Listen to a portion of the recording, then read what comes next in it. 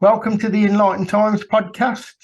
I'd like to welcome a very, very special guest, somebody I've been trying to get hold of to interview for quite a while, and we finally got it together. It's Robert Goodwin, who's a trance medium for over 40 years. If you don't mind me saying, NLP practitioner, hypnotherapist, qualified. And Rob, it's a pleasure to have you on the show. You're also an author. Co-author, I should say, I think, with your wife Amanda. Yeah, well, thanks for inviting me, Mark. Yeah. It's great. I've been looking forward to this, and it's great of you to invite me. So many thanks. Great to be here. Yeah, well, you kindly sent me some books a few months ago when we were trying to arrange all this, and I've had a look through them. But mainly, I'm really interested about the transcognitive, the trans mediumship, and how you got into that, how you evolved into that, and where that took you, and where you started from, really. Yeah, well, it's funny, really, because I was an only child. I had good parents, good upbringing. I used to do what most kids did. Went to school, played football, went up the park, climbed trees, did all the regular things. But I was always, even though I had mates, I was always deep down a bit of a loner. And that came more to the forefront when I was, I guess, early puberty. And I noticed, not only changes in the physical body, but changes in relationships. And when I got to sort of teenage years, like a lot of the lads, they used to start going out, going down the pub, going to clubs and things like that, and that never really interested me. I always had like an underlying feeling that I'd got something to do. I'd come here on Earth to do something. I didn't know what it was. I didn't know which direction it would take. But it started to get stronger and stronger.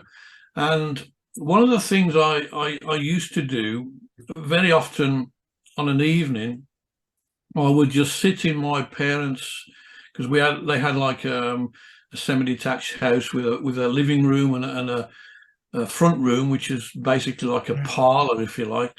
And I used to sit in there, put a bit of music on in the dark, and just sit quietly and meditate. I didn't know how to meditate. No one ever taught me how to meditate. I just used to sit there in the quiet. And after a few weeks of doing this, I started to notice changes in the environment around me. It was as though someone was there, or something was there. I couldn't see anyone, but it was a very warm feel. It was almost like a warm blanket had been put around me, and I got these intense feelings of love, and as though someone was standing right close to me. That went on for a long time. I remember my parents commenting, "What are you doing in there, Rob, on your own? Shouldn't you be going down the pub with your mates, or doing other things? What are you doing?" They started to get anxious. They thought I was acting very oddly, which I suppose to them I was at the time. Anyway, this carried on. At the same time, because I'd always been a bit of a worrier. Growing up, I was a bit of a hypochondriac. Well, more than a bit of a hypochondriac. I used to think, I'd got every disease or affliction going under the sun. And I can remember going to the doctors many times with this ailment or that, thinking, I'm going to die. It was always, doom and gloom. And around the same time, the reason I mentioned that was that my grandmother, who lived round the corner from my parents' house, had been writing to Harry Edwards, the famous healer, because she was she got a heart condition, and only half of one lung. So she was basically bedridden. Yeah. And I was very close to my grandmother. She started writing to Harry Edwards. She happened to mention this fact to my mother. Now, this is going to sound a little bit convoluted, but just stay with me. She happened to mention it to my mother, who worked in a shoe shop, and my mother subsequently mentioned it to her boss in conversation. Her boss said, "Well, my son is a healer. He lives in Canada, by the way, but he's happens to be coming over to this country. And I'd like him to meet your mother, give your mother some healing," my grandmother. Right. This was all set up, unbeknownst to me. And on the day that he came over, they said to me, my parents said to me, "Why don't you go around the corner and meet this guy at your grandmother's? You know, he might give you some help, some healing with your nerves, you know, with your hypochondria." And the first thing I thought was, "Whoa, no, there's no way I'm going around there. You know, this guy's going to look at me and say, 'Oh, sorry, son, you know, you've only got a few months to live.'" This is the way the mind works, right? Yeah. Anyway, I did go around. My granddad opened the door. "Come on in, Rob. You know, this guy's here. You know, and he's just given some wonderful healing to your grandmother. Come and meet him." He was a big guy, 6 foot. I mean, I'm 6'2" now, so he was taller than me. Okay. Believe it or not, he worked for the Canadian Mounted Police. He was a Mountie. Right. But he was over in this country on police business, but the healing was something he did in his spare time. Anyway, nice guy, introduced himself, put me at my ease and said, "Sit down, Rob. I'm just going to put my hands on your shoulders, give you some healing." That was a phenomenal experience because I came out of my body. The power that came through his hands was unbelievable. And I can't put it into words. It was just like, I guess the nearest you could say was like an electric current running through my body. And that changed my life, because one of the symptoms I used to get as a result of my hypochondria was a sharp chest pain. And I thought, when I got anxious, I thought, "Oh, I've got a heart problem here. I've got angina or something." This is the way the mind works. I never had that pain again after that session. But I started to get even more deeply interested in spiritual matters. Right. This guy went back to Canada. I kept in touch with him. I wrote letters, airmail letters. He wrote back to me. I told him about the times I was sitting and meditating and this feeling I used to get. And to my amazement, he wrote back. This was after a few months of letters going back and forth. And he said, "We've had a circle over here," he said, in where I live in Ontario. And he said, "They told me that you are a medium." And I'm thinking, "What? Me, a medium, you know?" And he said, "Yes, you're a medium. You've got to develop this gift. You've got to use it, and be the best that you can." So I started going to a spiritualist church in Birmingham, week in, week out, every Sunday morning. And I started getting message after message from different mediums. Different mediums would come to me, and they were all saying, as well as giving evidence, they were saying, "You know, you've got some work to do. You've got to work the spirit." And after a few months of this, a guy came up from the back of the church and he said, "My name's Arthur Phelps." He said, I run a circle at the church. I'd like you to join. Would you be up for it?" And I thought, well, I was interested in healing at the time. And I thought, yeah, I might be able to develop healing. So I started going to the circle every Friday evening. And after about, 6-7 months of this, these feelings, when I sat in the circle, there was about 10 of us, and it was in a little air raid shelter at the back of the church that had been converted. Right, wonderful. Yeah. Nobody else ever went in there except the circle members. So the energies built up. The energies were like palpable. You could cut it with a knife. After several months, I started getting this urge to speak, stand up and speak, and I kept pushing it down, pushing it down, pushing it down. Eventually, the one week, I couldn't contain it anymore, and I just stood up, and this voice came through me. Nothing eloquent, nothing brilliant, you know, just simple words. This voice said, I was a farmer when I was on the earth, and I've just come to announce myself and speak through this instrument. And, you know, that was it, really. That was the start of it. Right.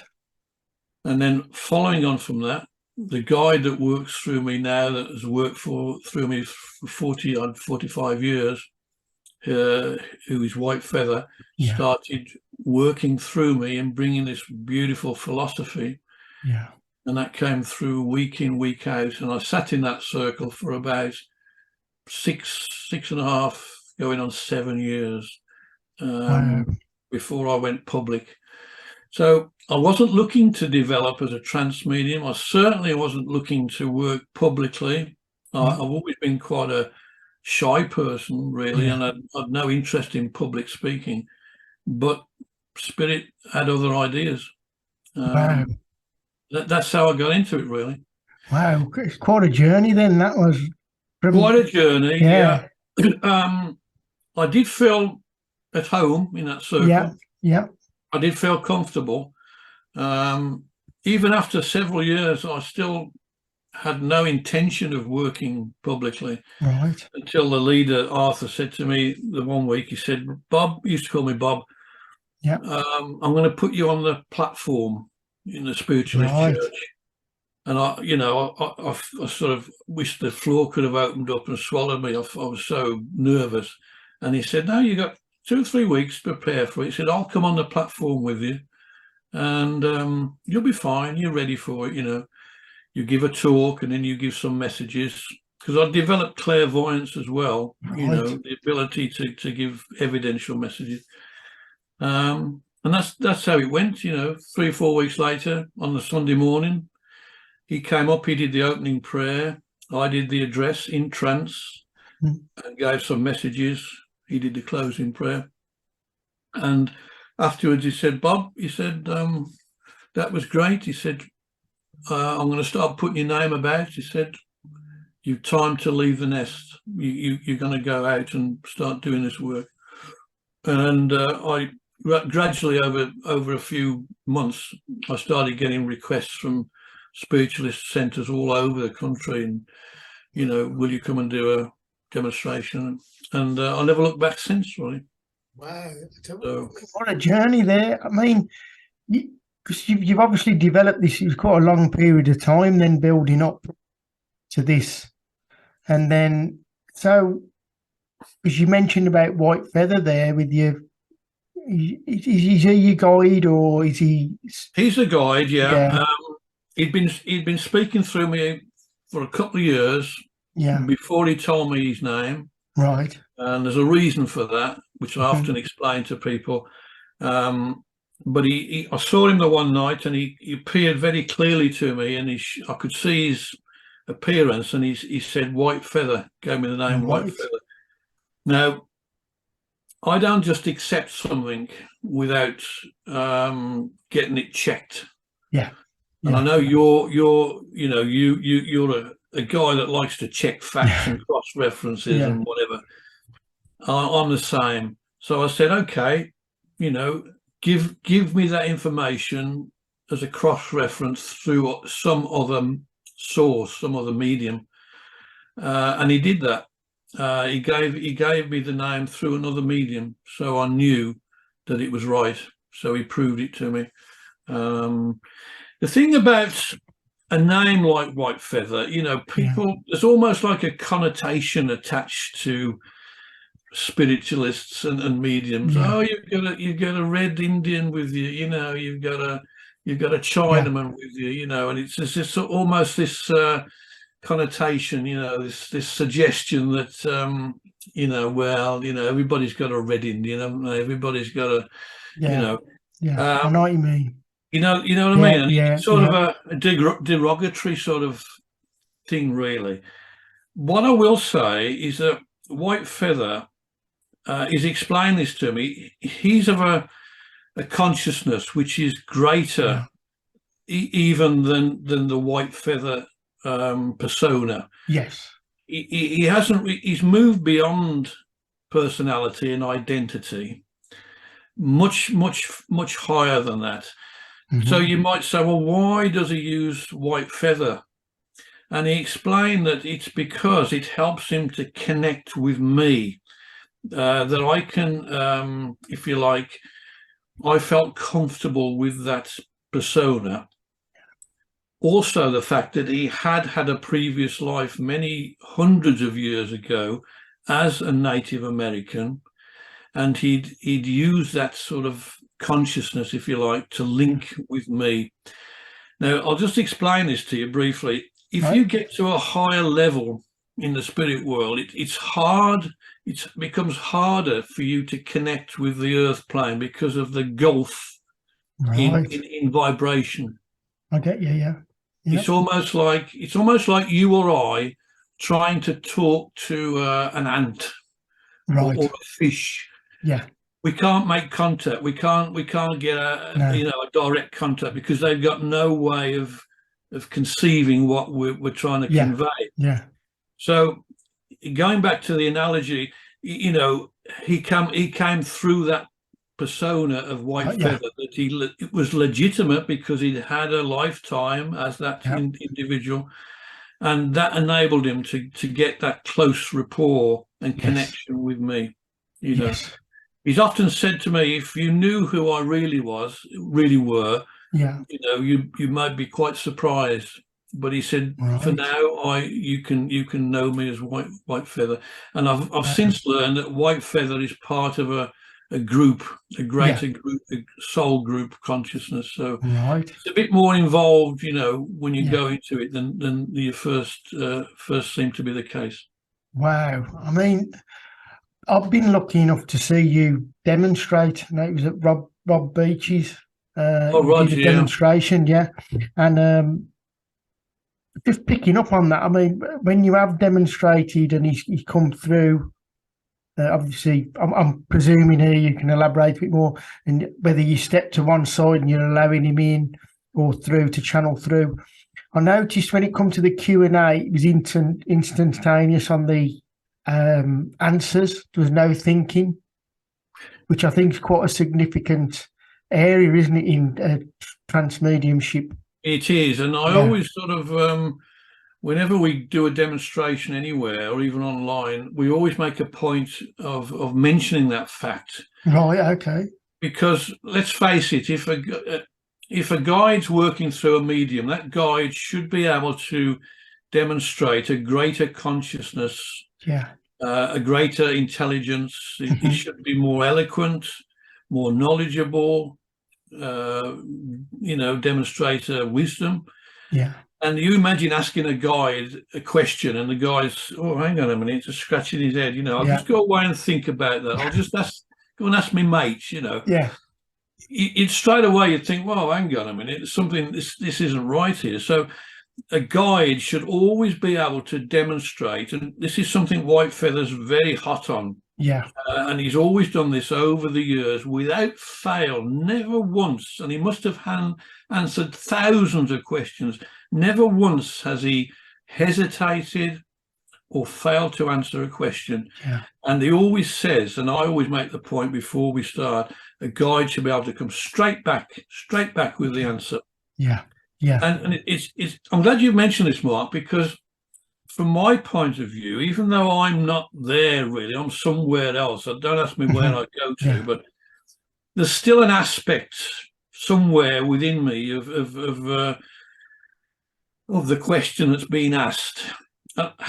It's going to sound a little bit strange when I say I sense the answer, you know, because I'm not really there. But for the purposes of answering the question, I'm going to use the term I. Yeah. I sense the answer often before the questioner has finished asking it. Oh, right. So, okay. So I'm saying I'm using the I word as White Feather. Yes. Yes. Like the pronoun I, yeah. He senses the answer, you know, he'll let them finish asking the question, but the answer's already there, you know. Yes. And it's not just a partial answer; it's a complete answer. And that's, I think, is to me, you know, if proof were needed, not only to me but to anybody that's observing it, that's in itself is evidential that some greater intelligence, Yes. other than mine, you know, greater than mine, is at work.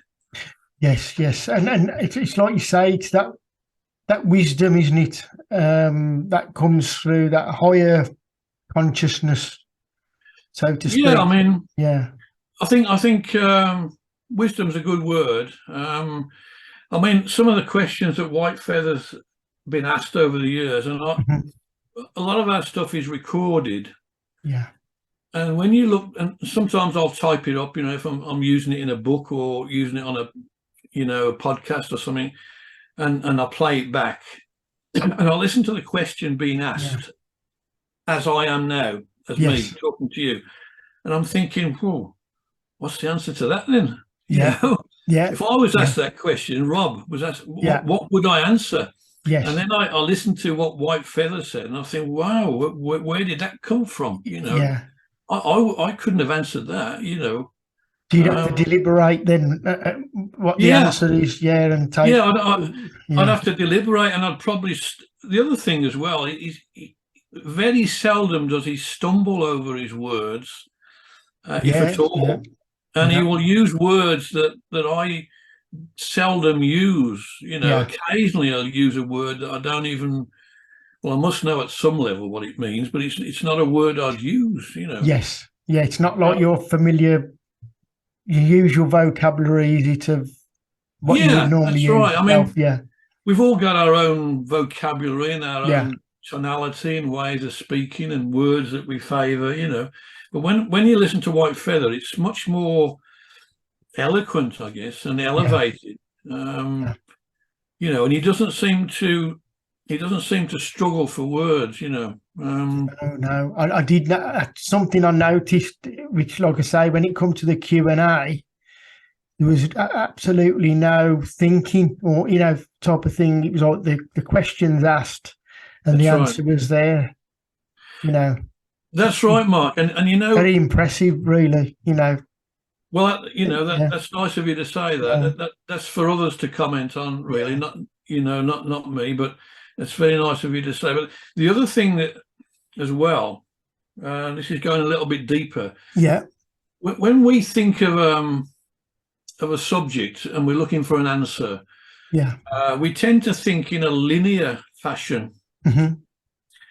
Whereas when you're dealing with spirit, it's like in a non-linear. In other words, you can have it's like entering a balloon or entering a space, a ball, and the whole thing is there, the whole complete answer, and you don't have to think about it. There's no thought in a linear fashion, whereas we would have to logically think, well, yeah, I remember learning this at school, and then that, and that followed, and we'd probably, you know, shape our answer in that linear fashion. But spirit, it's the whole thing, and you know, the whole thing. And this applies not only in trance, but sometimes you can be thinking of something, and I'll ask spirit for an answer, and it'll come. The whole thing comes in this non-linear fashion. You know, it's just like entering into a room, opening a door, entering a room, and it's all there. You know, everything, it's all there. Yeah, that's quite amazing. That is, because it's like you say, it sort of takes you a little bit into this consciousness area, and you know, the higher consciousness and awareness. I mean, you know, with your development, just to check in with yourself, as you've developed, has this changed your awareness or heightened it as you've developed over time? You know, even to the point of, you know, something I'll touch on later is how we, you know, construct our reality and things like that, which I know you've written about. But how has it changed you, Rob, as you've developed, would you say? Well, I mean, again, I'll use an analogy that Whitefeather sometimes uses. And he says that if you have a bottle that's had some wine in that bottle, even when the wine is emptied, the essence, the aroma, if you like, the perfume of the wine, the taste of the wine still remains in the bottle. Yes. You know, you could pick up an empty bottle of wine and you, oh yeah, I can smell that. You know, there's something of the wine still remaining. And what he says is that when he uses me and works through me, even though it's his energy and his voice and his wisdom that's working through me, the essence of that, by the essence, I mean the understanding, the knowledge, part of that remains within me. Right. You know, so I'm, if you like, benefiting from allowing myself to be used as an instrument. I'm gaining in knowledge. I'm gaining in understanding and wisdom. And you find this with mediumship, because a medium serves and gives of himself, he gets something, or she gets something in return that they don't always realize at the time. But over a period of time, they realize that they are becoming, if you like, spiritualized and wiser and not more knowledgeable. You know, it's part of the course, because you're allowing yourself and you're giving yourself in service, so you are served in return. Right. And that's a wonderful truth, that is. I would go so far as to say it's part of a spiritual law. As you give out, so you get back in return. Right. Okay. So that's like develops your, like you say, your wisdom, your higher state. In the consciousness. I mean, there's been times when I think, how can I put this? I don't sort of consider myself as elevated or as wise or as a higher consciousness as White Feather. But I often think, well, you know, I don't. And White Feather said this to me as well. He said, you don't have to get all of your knowledge and wisdom through a spirit guide. When you're starting out and you don't know anything, you know, it's good that as an instrument you can be fed this knowledge and it comes through you. But as you grow as an individual, as a spiritual being, you don't have to get everything from that spirit guide. You can yourself access this knowledge. He described it to me, and you'll understand this as a, you know, as a techie, if you like. You've got a computer, a laptop or a desktop computer, and you've got programs stored on there, and those programs give you access to certain areas of information and knowledge, and you know you can keep going back to those programs and exploring them and getting what you need. But they've got a thing now called the cloud, which is, you know, cloud computing.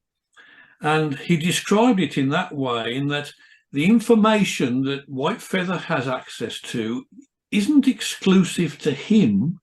He just happens to be the one that's channeling it through me. We can, you can, I can access that cloud of information, that field. I think field's a better word than cloud. That field of information, we can access it directly. When we reach that point of expanded consciousness within ourselves, then we get access to it, or it finds us, you know. It doesn't mean we're greater than the guide or that we don't need the guide anymore, but we become thinkers and philosophers and explorers in our own right. And that's as it should be. It's a natural progress for each of us. I think you referred to it, or I've heard you refer, is it similar to like the inquiring mind, isn't it? It's sort of, I don't know whether that becomes stronger when you get involved with spirit.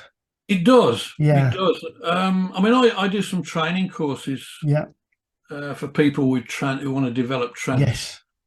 But I always say to them, I'm not here just to teach you or help you to unfold your gift as a trance medium.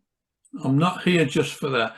I would like you to become much broader than that, much more a rounded spiritual person, spiritual being, a force for good, if you like. You can go out on your own, into the world and heal people and touch people and uplift people. That to me is a truly spiritual being, not just someone who can go into trance. That's good in itself. Yes. But you've got to aim for more than that.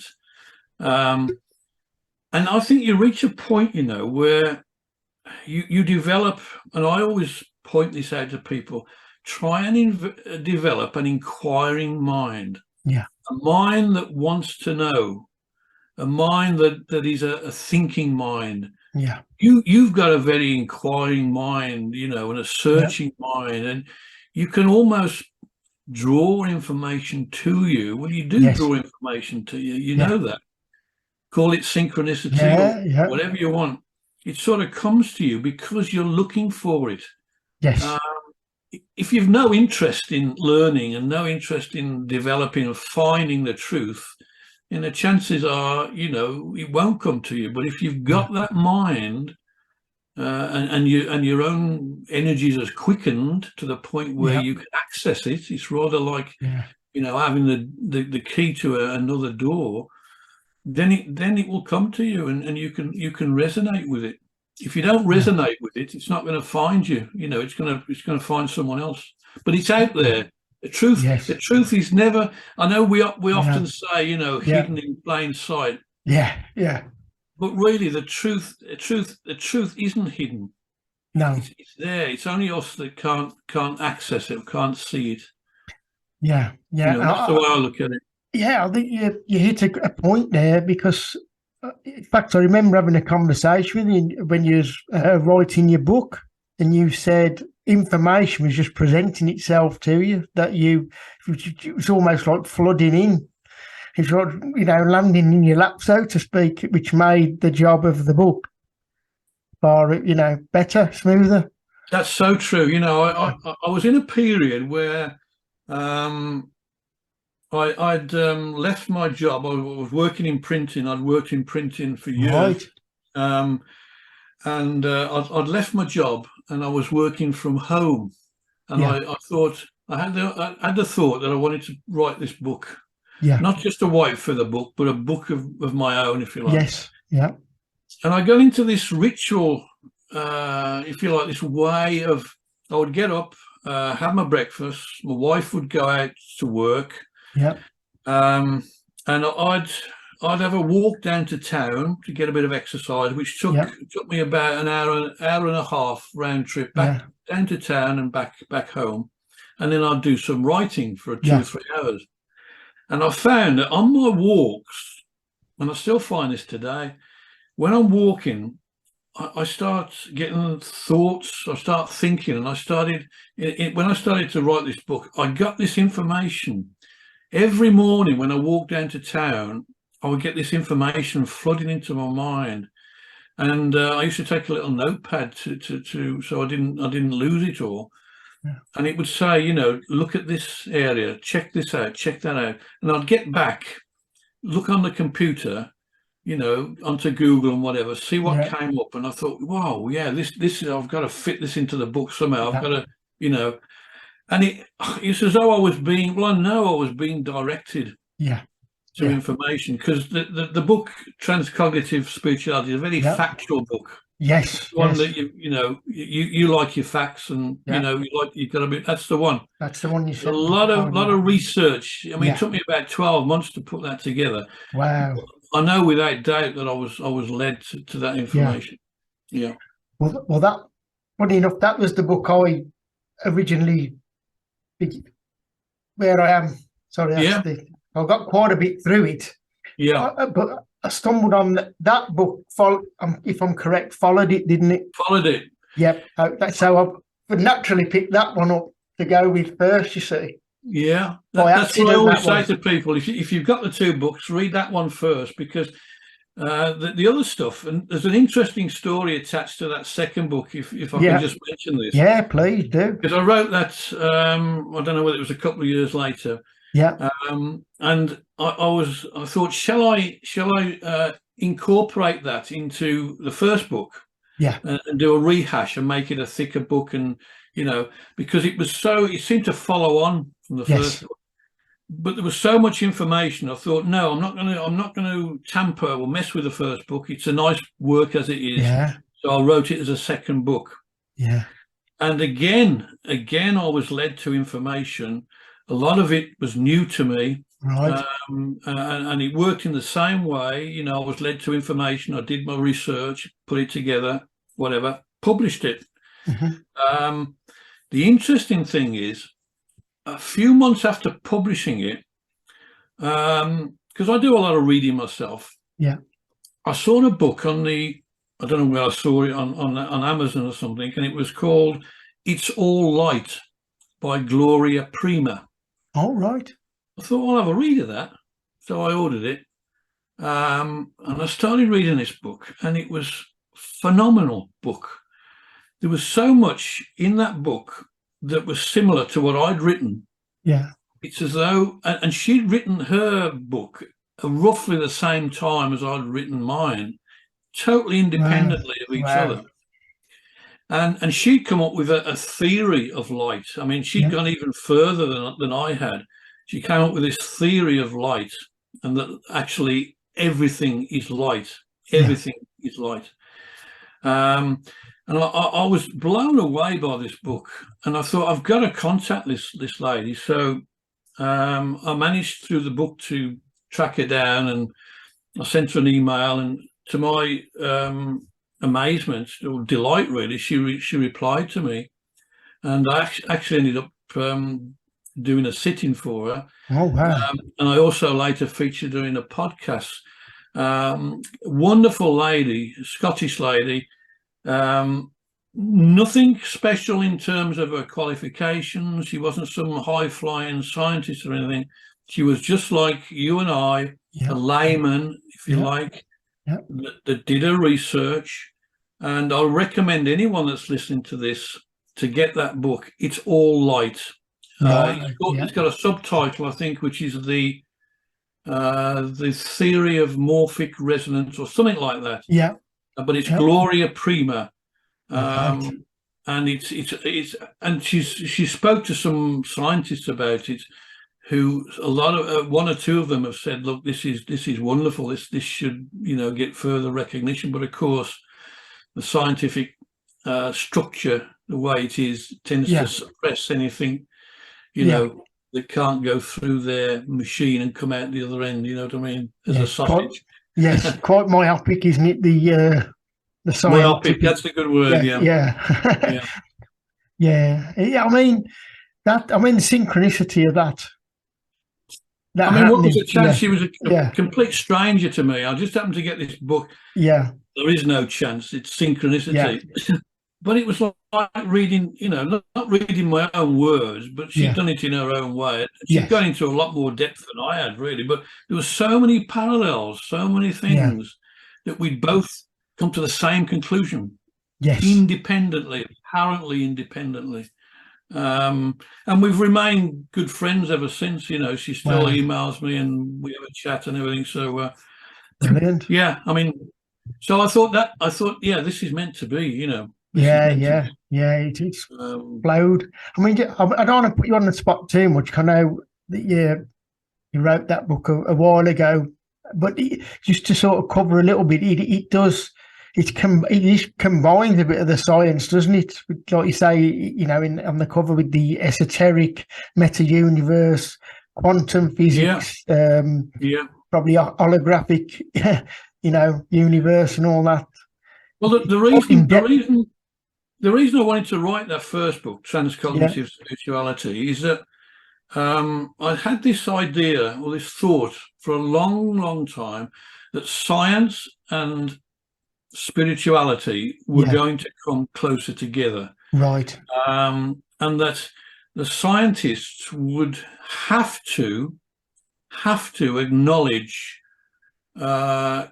consciousness, and if you like, the creator, if you like, whatever label you want to use, to make their theories work. And White Feather again had spoken about this a few times in public, and I started to see this shift where some scientists, not all, some scientists, namely quantum physicists, scientists working in that area, like Carl Pribram and others, were starting to realize that consciousness was if you like, the core, the baseline, if you like, and that you cannot exclude consciousness from reality. I mean,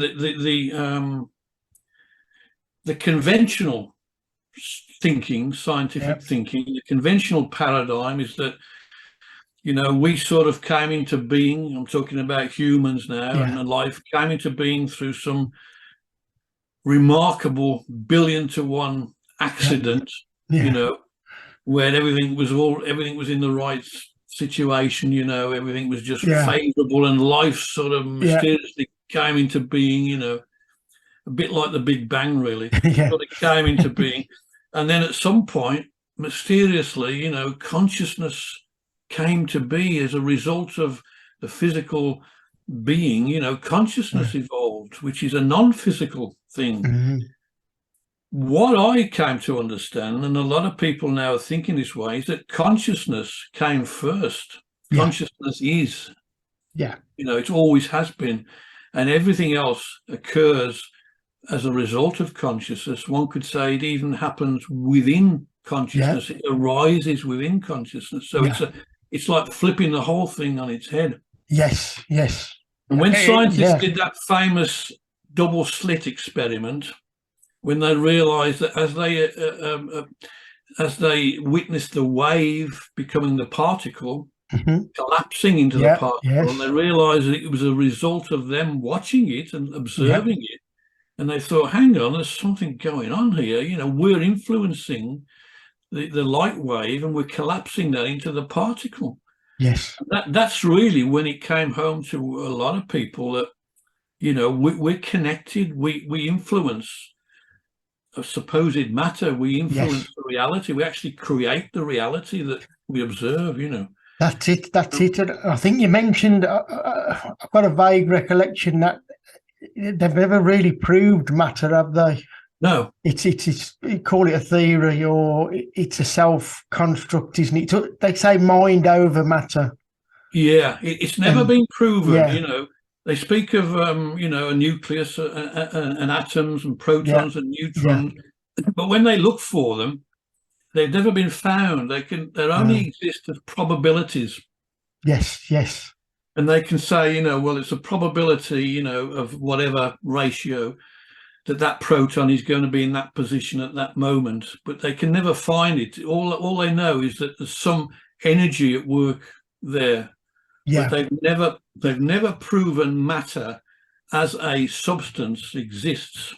I mean, this alarms conventional thinkers, because they'll say, well, what am I sitting on then? I'm sitting on a solid chair, you know, I'm sitting at a solid desk. Therefore, you know, there must be matter because I can feel it. It's solid. It's real. But, you know, that's only one explanation from one perspective, you know. When you sort of start talking about,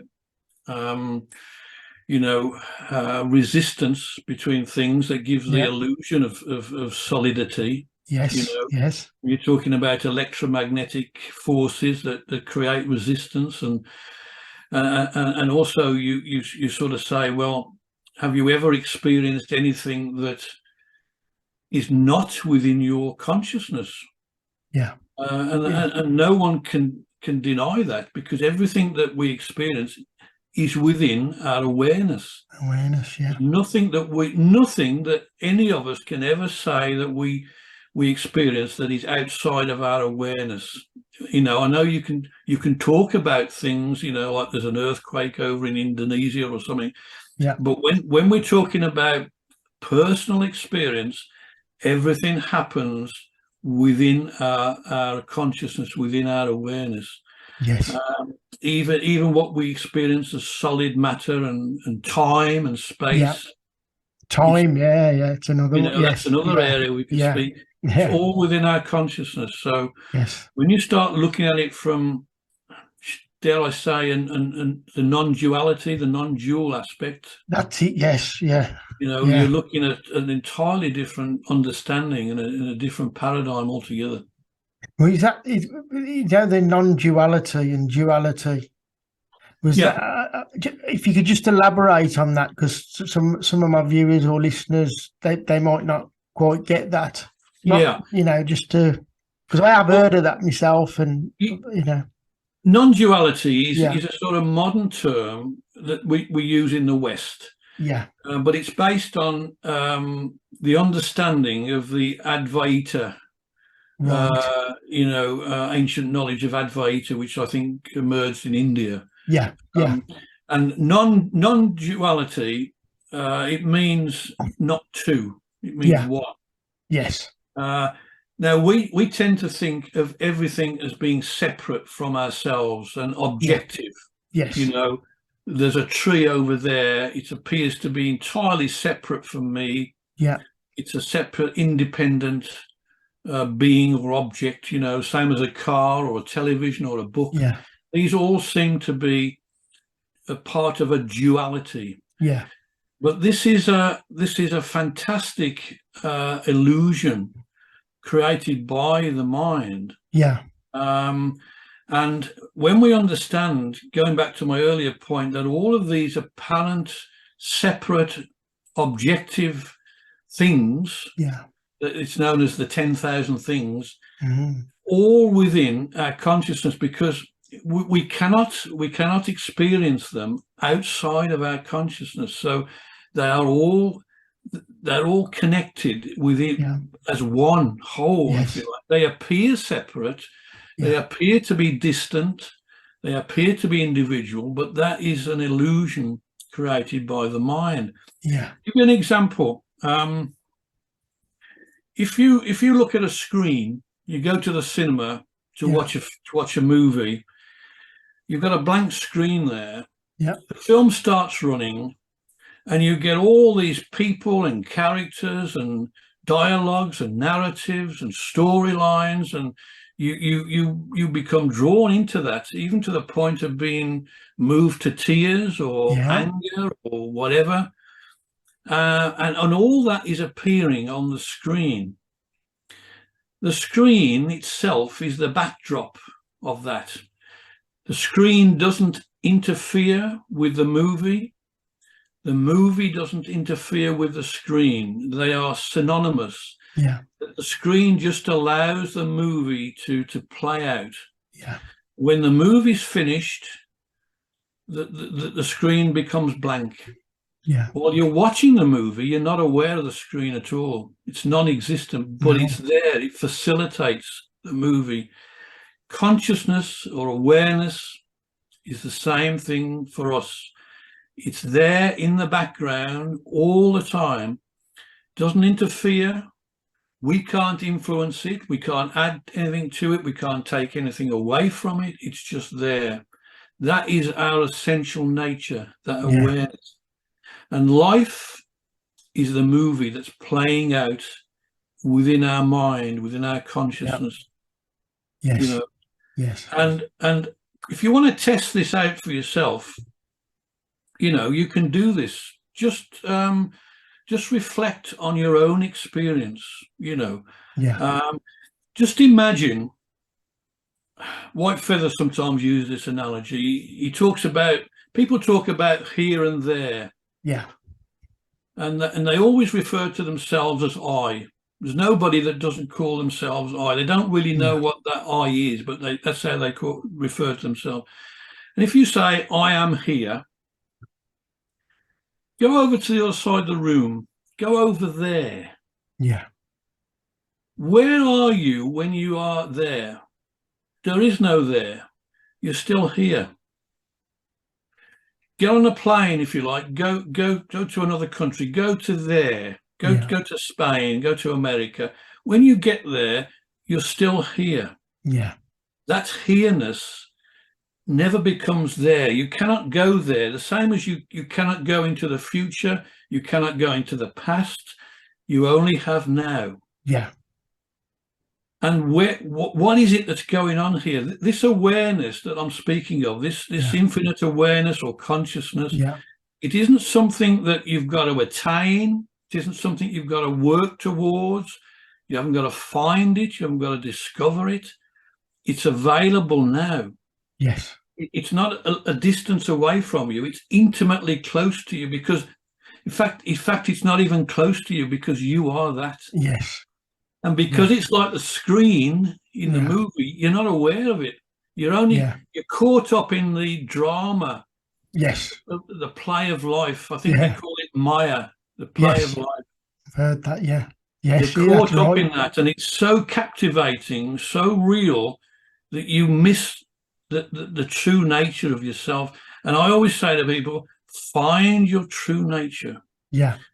Find the observer that's observing all this that's going on, you know. Yeah. I mean, that's almost, when you're talking about that, it's like the word harmony comes up for me. Harmony with you, you know, in a sense. I don't know why that word comes, but it's just something that's quite harmonizing, I think, for the core as a human being. That's a good word. On that. Yeah. That's a good word.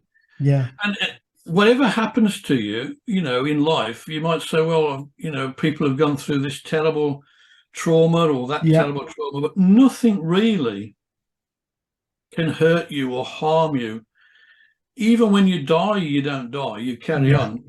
Yeah. You know, I mean, I'll share something now with all of you and the listeners and everything. My mother died 3 weeks ago. And on the same day that she passed, I had a wonderful evidential message from another medium, which was totally unrehearsed. We just rang this person up to tell her the news, and she said, hang on, I've got her here. She started coming out with all this information. Yeah. And I have since sensed my mum around, Yeah. you know, more than once. Like, I know her energy. I know she's communicating with me. And she wasn't in the best way, you know, when she died. She had Alzheimer's. Her body was, you know, and I won't go into detail. But when she was released from that, it was instant. You know, she was a normal, natural, happy, fit, energetic, beautiful self. You know, that she didn't have to wait a few weeks. She didn't go to purgatory or any biblical place. It was instant. Because her true nature was untouched by what she went through, you know, in that, I'll use the term physical. Yes. Sense, you know. Yeah, I was going to say about it's almost the physical vehicle, isn't it?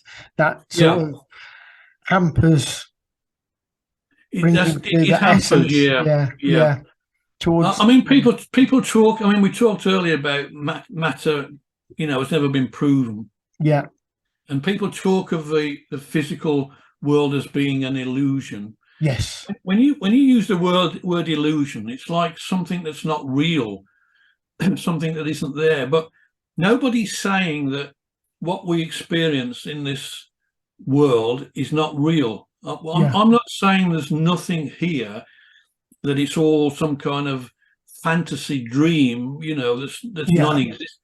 Of course, there's something real that we're experiencing. Yes. You know, something tangible, but it's just not what we're told and what we've been led to believe it is. Absolutely. Something other than that. You know. Yeah. But it's very real. It's very real. It's not a total illusion. It's just what we think it is. Well, it's interesting you mentioned that, because in fact you may have mentioned it in the book. I think I recall that, but it's something that's been much on my mind. It's similar, you know, when we dream, you know, it can actually cause let's just say, a physical response Yes. in us. And that to me sort of can indicate how, the power of whether it's whatever we're dreaming, what's playing out can cause, even though we're asleep, we can still have physical responses. And isn't it interesting, Mark, that when you dream, when I dream and when we all dream, we are still us in the dream. Yeah. We're still experiencing whatever we're experiencing. We're still experiencing it from the same viewpoint. Yeah. We're still I. It's still me. Yes. Yeah. And what I say to people is, what is that me that's experiencing it, whether it's in a dream or whether it's in the physical world? Yeah. Find out what that observer is, that watcher that's experiencing, and whether you can be in a dream, and you can be lying in bed, and yet you're experiencing something like you're walking on the streets of Paris. Yeah. And you're still yourself, you're still Mark. Yeah. You might be, I don't know, being chased by a lion or something. You might be, you could be in any situation, but you're still experiencing something through that consciousness, through that I, Yes. Yes. And when you come back and you wake up, and you might get glimpses of it, but you're still the same I, and find out what that I is. If you know that, then you know your true nature, and you'll find that your true nature is infinite consciousness, infinite awareness. That's what you are, Yes. Yes. Well, I always say to people, don't take my word for this. Test it yourself, Yeah. Yeah. I think you've always been an advocate of that, haven't you? Well, I know you have, which is you're not telling somebody this, and telling them what to believe. You're sort of guiding them in a way to information, or that's right. Yeah, that's right. I dislike the word teacher. Yeah. You hear so many people, and some mediums as well. My fledglings are going on the rostrum tonight to give a demonstration. My pupils, and they're the teacher, and they're the pupils. I don't consider myself a teacher. I just point, point for people to look in that direction or this direction, and then it's up to them. Yes. I'd much sooner be. And anyway, what teacher is not a pupil anyway? Yeah. We're all students. Teacher's not a pupil, and vice versa. Yeah. Students of life. Students of life. And I'll tell you something else. I'll tell you something else. Absolutely. The more that you know, the more you realize you don't know. Yeah. And when you get to the point that you realize that you don't know very much at all, that is wisdom. Yes, I think that's a bit of a famous quote there, isn't it, by Socrates? Well, wisdom is knowing how little we know. That's right. Yeah, that's right. So you got to, which is something I've always, we don't know everything, do we? And this is part of the evolution, our journey, and of this, call it this physical reality that we're experiencing. And I just want to switch gears a little bit, not too far away, but because I know you're hypnotherapist, and you've done combined with your NLP. Is any of this that you've evolved with has it made you shift in what you've learnt with that? With the NLP and the psychology side of that, because I know that can be very science-based, and has it made you question that a little bit? Yeah. I think anyone that thinks the same when they're my age, as they did sort of 30, 40 years ago, hasn't learned much. I think if we're all honest, I mean, if you look back to when you were a teenager or a kid to what you are now, you obviously understand more, and you see more, and you think differently. Yes. I remember a point when I was, I'd been working on publicly for about 10 or 15 years, and I remember thinking one day, I know this now, I know how it works, I know how it all comes into being, and, not arrogantly. I've never tried to be, I've always tried to be humble. And it's almost as though, God looks at that and thinks, is that what you think, mate? I'll show you something. And I think now, I think a lot differently to what I did back then. Yeah. And I think it's not only life, teaches you new things, and you like I came into hypnotherapy and NLP much later. I've been a medium for 20, 30 years before I did that course and qualified. Yeah. But that's shown another perspective on things. Yeah. And I think you never stop learning. I like to think even now, I still get excited by knowledge and picking a good book up and reading somebody else's ideas, or getting something from spirit, or just noticing, just observing things. It still excites me, and I'm still, every day, there's not a day goes by without I wake up and I'm excited. What am I going to learn today? What am I going to experience? And I think if I ever lose that almost childlike, expectation and excitement, then I think that's the time to call it a day. So I think it's part of a moving feast, if you like, of experience that we're all privileged to partake in. I mean, some people enjoy the meal, some people hate it and spit it out because they're so on this 3-dimensional, 4-dimensional level. Of body mind, if you like, 3D body mind. And I feel sorry for those people because they're not yet aware of anything else. Would you say, I don't want to put words in your mouth, it's more that it's like the academic side of things gets you on the wrong side of the brain?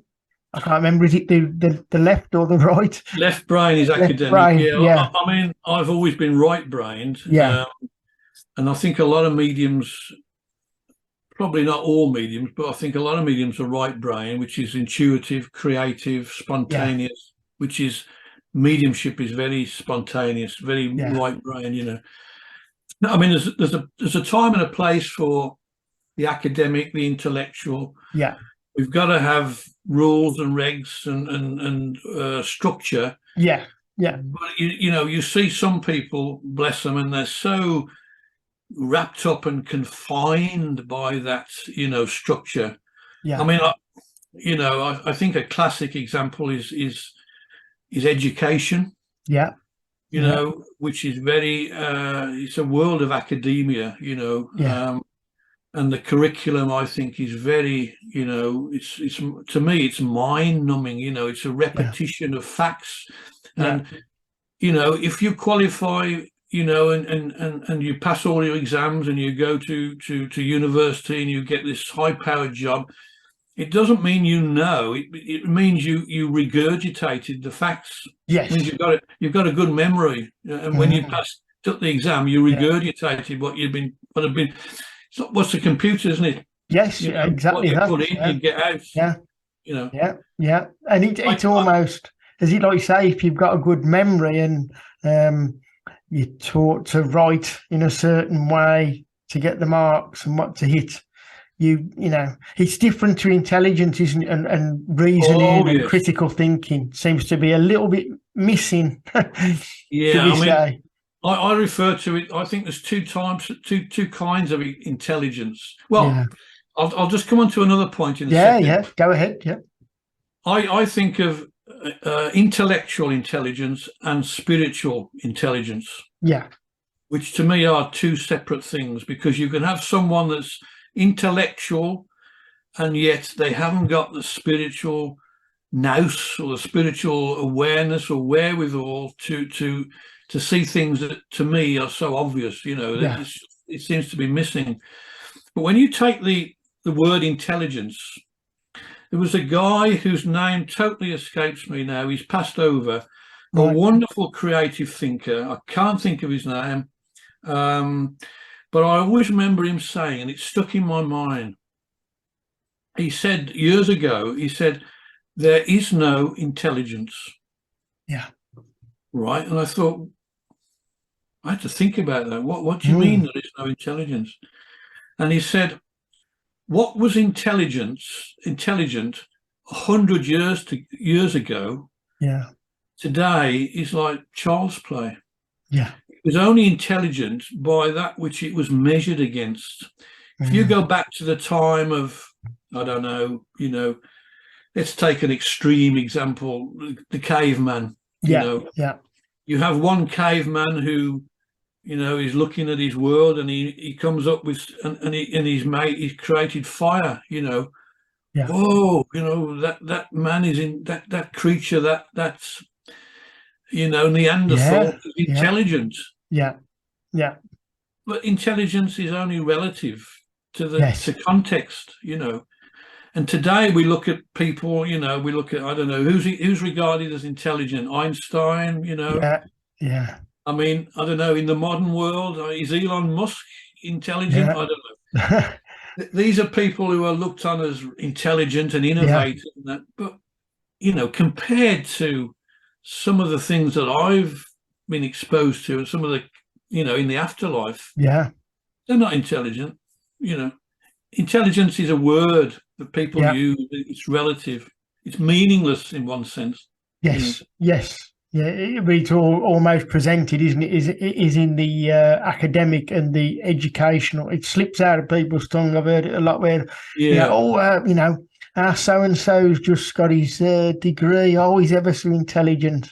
I do cringe a little bit. As much as I congratulate them on reaching something like that, but it's almost like, well, hang on. That word's a little bit misused.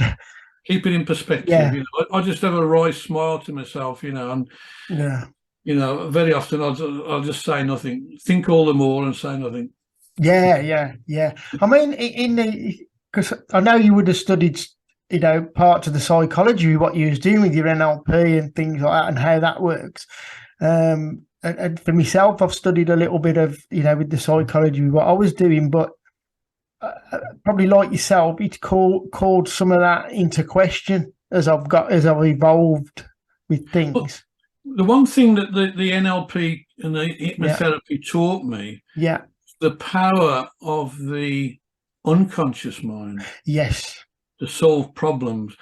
Try and I think it was Einstein that famously said you can't solve a problem from the level at which it was created. Apparently that's attributed to him. I don't know how true that is. But we often, all of us, try and solve problems through the level of the mind. If we could just step back and just allow the unconscious mind to come up with the answer and the solution for us, it would do. Because the unconscious mind, the conscious mind is like the iceberg above the water. The unconscious mind is the 9/10 below the surface. That's it, That's the great power. I often, or White Feather again, I know I'm quoting White Feather a lot tonight, but he often uses the analogy of who was the guy that sat in was it Archimedes or one of those that sat in the bath of water? Okay. And he was trying to work out why, when he sat in the bath, the water flowed over the edge, and he couldn't work it out mathematically. He knew there was something going on, and suddenly, this is going back to non-linear, understanding. The answer popped into his mind. Oh, it's because of the mass of my body is displacing the water. Therefore, it's in direct proportion to the mass of my body, the amount of water that overflows and is displaced. And he realized there was a mathematical formula there to be discovered. But the answer, the whole thing came to him, and he had a eureka moment. That's Yes. where, you know, the famous saying, Eureka, Yeah, yeah, I got yeah, it, you know. And that came, where did that come from? Was it from outside his mind, or was it from his unconscious mind, or yeah, some higher source, you know? yeah, yeah, And that's yeah. what we're talking about here with the unconscious. Really, really powerful. And how often, Mark, have you had something come to you in a dream? Oh, yeah, I have. Yeah, yeah, You wake up the next morning, well, yeah, that's the answer. I've yeah, got to do. I know what yeah. I've got to do now. You know. Oh, yeah. I've had that a lot where, especially just before I'm waking up sometimes, and I'll be wide awake and you have the answers or where Yeah, to look, yeah, or I must do this, and things just come to you, from that's right. seemingly nowhere, but obviously somewhere. That's right. Because your unconscious mind is working on it Yeah, on your behalf, if you like. yeah, You know, you yeah, don't have to do anything. And it's funny, you know, how a lot of what we do consciously becomes unconscious. I mean, the classic yeah. is driving a car, Oh, you know, yeah, yeah, yeah, or as a kid learning to walk or ride a bike, you know, yeah, very difficult, or learning to swim, you know, it's a yeah, real struggle. yeah, And then suddenly, boom, you know, it's like unconscious mind says, okay, give it to me, yeah, lad, I'll have it, you know, I've got it, I've got this. And yeah, you can forget about it. You can relax more or less, you know, yeah, yeah, yeah. I because, mean, you know, it'll it's do it for you, amazing. it'll run it, you know. Yeah. I was going to mention something, Rob, and I think it was in your book, and it's something that's been on my mind. I just wanted to know where you was, and it was regarding how our DNA interacts with this, because I know there's what they call a lot of junk DNA.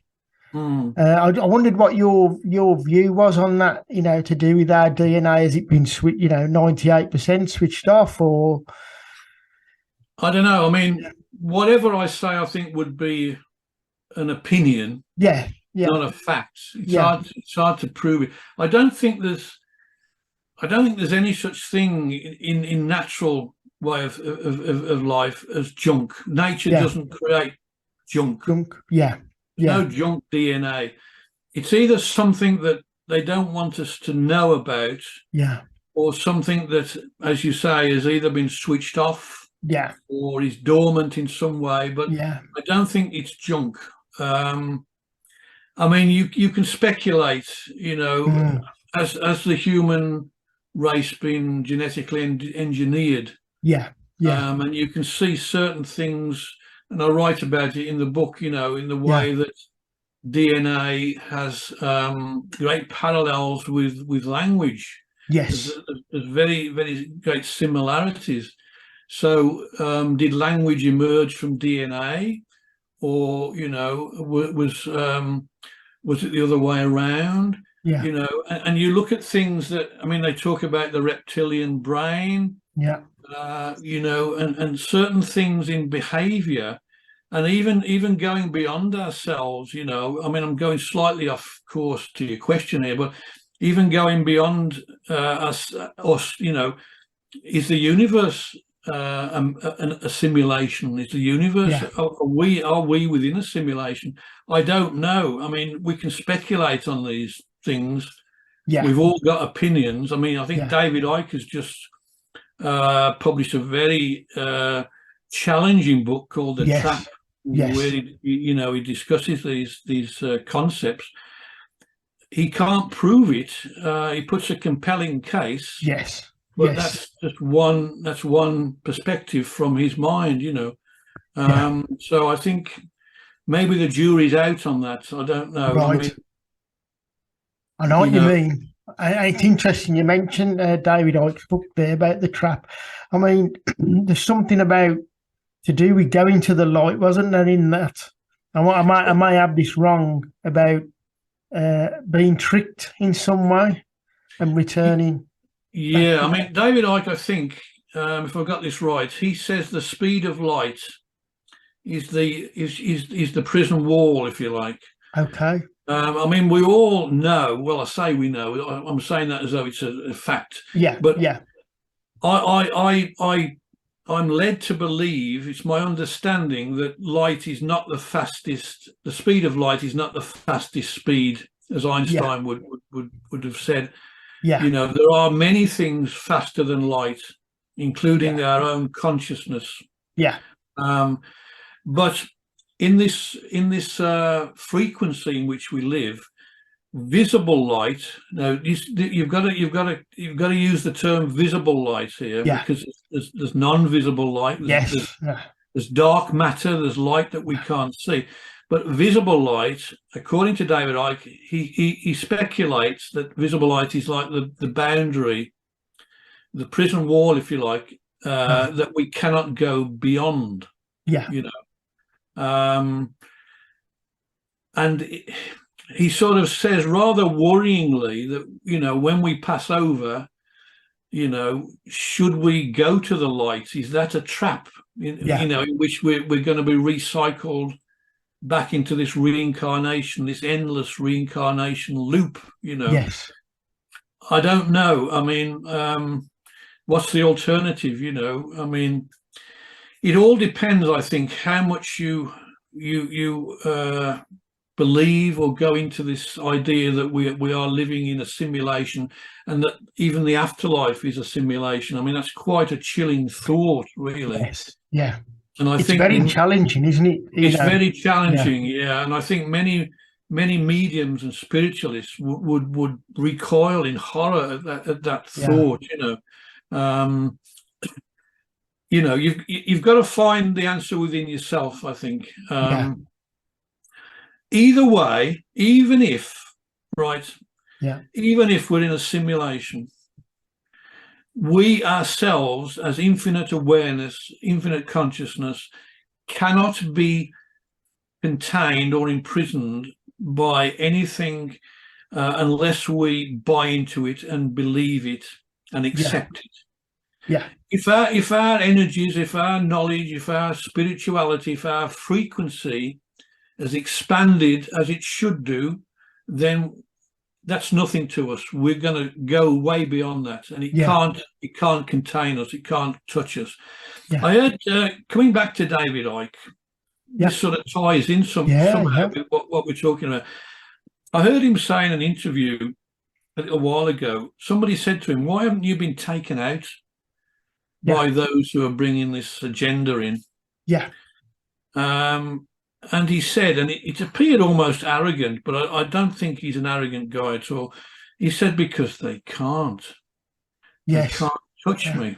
You know, and I sort of got straight away where he was coming from.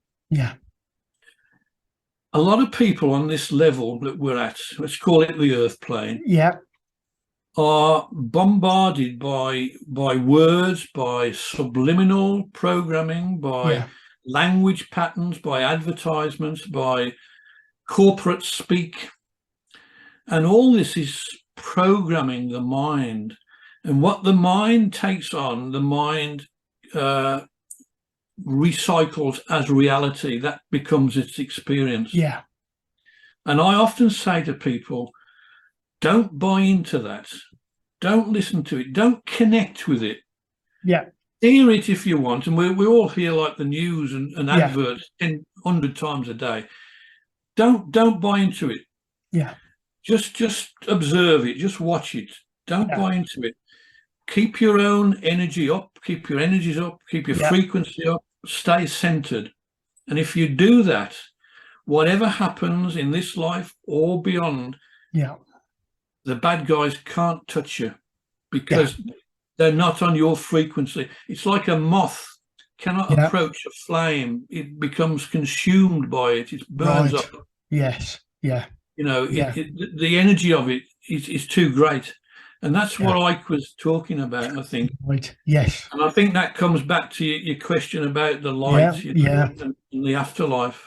I mean, just mentioning what you said there, you know, regarding the news or television, when you're even hearing it passing, like, you know, passive, I think it does make me wonder whether, you know, the way that's sort of bombarded, you know, regular you know, is that a tool or a way in to make people manifest I that think so. reality? You know, that the powers that be, let's say, are trying to serve up.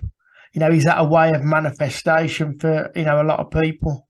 I think so. Whereas, I mean, there's a yeah, classic one at the moment. In fact, I was only talking to my wife about it yeah, today. There's one that's running at the moment on behalf of the NHS, yeah, saying about, you know, if you have tummy ache yeah, or diarrhea or yeah, blood in your, you know, it could be an early sign of cancer, you know, yeah, and we want to hear from it. And you keep getting this cancer yeah, message programmed at you all the time, you know. yes, yeah, Is it any wonder that apparently one in two people, yeah, yeah, I can't prove that, yeah, yeah, but that's what we're told, you know. Is it a fact that one in two people now get cancer? I'm not saying that programming is the only cause. There's yeah, many other pollutants that we're of fed, course, yeah, you know. But part of what we're talking about here is what the mind is subjected to by this yeah, programming. And everybody knows. I used to work in advertising, Mark. I know the yeah, power of advertising, oh yeah, yeah, and it's all around us, you know. yeah. And a lot of it is unconscious. We're not aware that we're being, you know, fed this Very narrative all the time. very influential, isn't it? Even though you're not aware of it, you know, whether you're Yeah. walking around the supermarket. Well, I mean, when you are aware of it, you're looking out for it. You're thinking, I see why they put that stall there. Or the other thing is that the newspapers are right in front of you as soon as you walk into a garage or, you know, Morrison's, Tesco. They're all the same. They're all put in Oh, front of yeah. you. And it's a headline, isn't it? Which is again a form of programming you on Well, your reality. who was it who put that wonderful montage of news channels together some time ago? I saw it on Yeah, yeah, Facebook, and every news channel, you know, CNN, Fox, yeah, BBC, whatever it was, it was like they were reading from the same script, yes, you know. yeah, yeah, And you're yeah, thinking, what's going on here? You know, something's been fed out from a central news agency like Reuters or something, you know. yeah, This is today's news, guys, you know, follow the script yeah, and read it. And of course, people then, well, it must be true. I've heard it on ITV, on BBC, yeah, you know, on Sky. It must be true, you know. yeah, yeah. Which, I mean, you know, like you say though, that's that risk. You know, when we was talking about the dream, you know, and you're dreaming, even though we're asleep, you have that physiology and that physical response. You know, I don't want to get too graphic, but even like, you know, like what they call a wet dream, yeah, if you know, that causes a physical response, doesn't it? Or a thought, if you get embarrassed, it causes a physiological response in the face. So it's very powerful, isn't it? Like you say, with the yeah. advertising or the news, it can really influence somebody's reality. Like you say, with the cancer thing, that's being played a lot. You know, is it beyond the possibility that it could cause some, you know, physiological responses within the body? Without a doubt, without a doubt. And anything that happens to the physical body, you got to understand this. Unless it's something like an accident, well, I Yeah, use the term loosely, but yeah, supposing, you know, you fall off a roof and you break yeah, your legs, that's yeah, of something that's got a physical cause.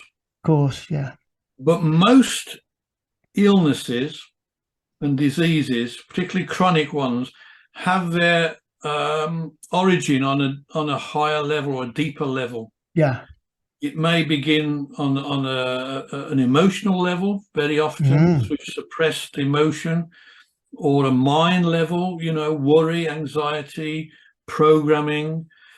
In some instances, it can even occur on a spiritual level if it's part of a soul pathway. yeah, But by the time it manifests in the physical body, you can bet your life it's worked its way down. yeah, It started up there and it's come down now, and it's been made yeah, manifest in our reality, you know. yeah, yeah, And why is it, flipping this on its head, yeah, yeah, that people can be given a placebo and they can make an almost instantaneous recovery? yeah, yeah, If that doesn't point towards, you know, the power of the mind to manifest, then yeah, what, you know, the power of belief, yes, yeah, absolutely. you know, I mean, I came across a story a few months ago now of, again, I can't prove this, so it might sound a bit way out, but it was about a guru, for want of a better word, one of these that was sort of withdrew from the world, and, you know, for all intents and purposes, lived in a cave, you know, and meditated and that, you know.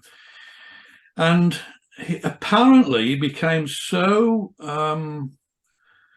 is advanced, is that the word, or enlightened, you know, that he could, matter had no barrier for him. He could apparently put his hand into the rock, you know. Wow. Right? Yeah. So you're thinking to yourself, oh yeah, right, you know. The guy that wrote that told this story, it was in a book, and it was Greg Braden. I don't know if you've heard of Greg Braden. No, not heard of him, no. Look him up. He's an American guy, wonderful spiritual writer. He used to take groups of people to visit this cave where this guy apparently lived, and the hand marks are still in the rock. Now, you got to remember, this isn't like putting a handprint into wet concrete, and we're talking about solid rock here. And he'd done that to leave the evidence, if you like, of what he could do. And even while he was alive, people used to come and watch him and see him do this. I can't remember the actual guy's name, but yeah, I mean, so if that doesn't again point towards, you know, we speak of body mind as being one thing. There's not the mind and the body. There's body mind, or if you want to even go further, there's awareness, consciousness, body mind. You know, and the limitations, there are no limitations except those that we ourselves set. By our beliefs, or by our, shall I say, ignorance or lack of true knowledge of what we are, you know. Or the conditioning. That's the story of the human race, isn't it? We've lost awareness of what we are, of who we are. We've forgotten. We've come so far away, haven't we, from what we truly are? Like you say, the conditioning, isn't it? We're very conditioned. Very conditioned. I mean, do you think the likes of Bill Gates and Klaus Schwab and, you know, the World Economic Forum and the World Health Authority and all the others, tyrants and manipulators, and the Rothschilds and the Rockefeller, do you think they for one moment could control or manipulate an enlightened human race? They wouldn't. They wouldn't stand a chance. No. They have assumed power over us, and we've acquiesced to that. We've conceded that. We've given that to them. They've got no power, none whatsoever. No. Just no one has. Over, isn't it? We've just no one's got power. Given it away, really. You know, without question. I mean, I'm feeling that's changing slowly. It is, you know, with people who are really starting to expand outwards. I've noticed that with people, they're questioning more, which I think is good. You know, they're not just swallowing what they're being told. So I think that's, you know, I think perhaps overplayed the hand in a way. Are they expanding outwards, do you think, or are they expanding inwards? Could be inwards, I think. I know what you're saying. I know the point. Almost in a way of higher, perhaps I mean it like that, of awareness. Absolutely. I've seen a lot of people change, which is really encouraging. Well, say change, I just think, I feel it's coming back to that one consciousness, isn't it, which is what we all are. Which is what I'm gathering from, you know, what I've read with your book.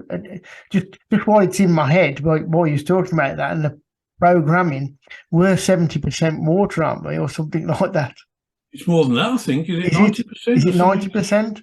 So water, you can program water, can't you? Well, there's experiments with that. It's been demonstrated by what was it, Professor Emoto, the Chinese guy? I think so, yeah. I can't remember the name, but I know, I think that's mentioned in the book as well. Because I'll just say that book, what I've been reading, it's very, very well researched and sourced and cited, all the information and referenced.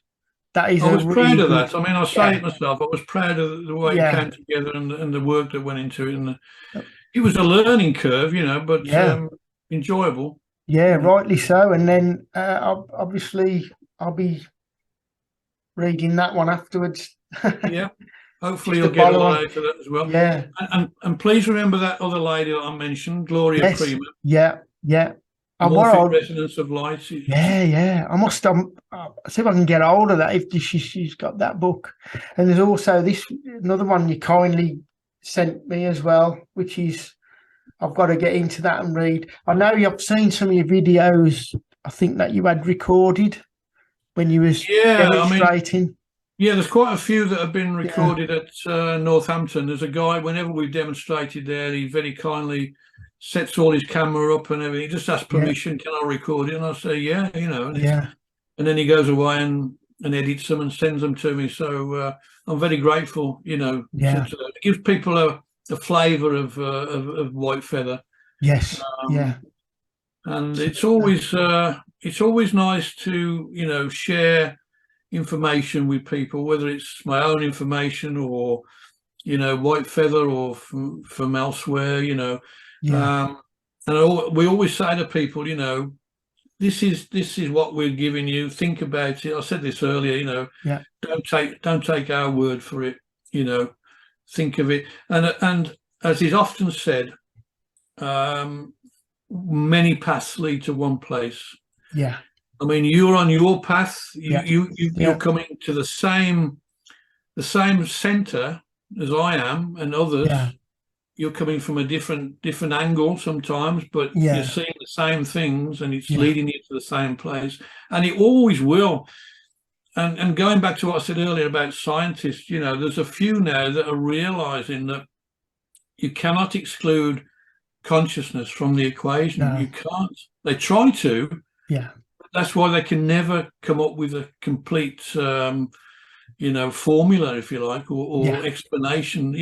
They're trying to, even in the time of Stephen Hawking, he was talking about the theory of everything, and we're nearly there.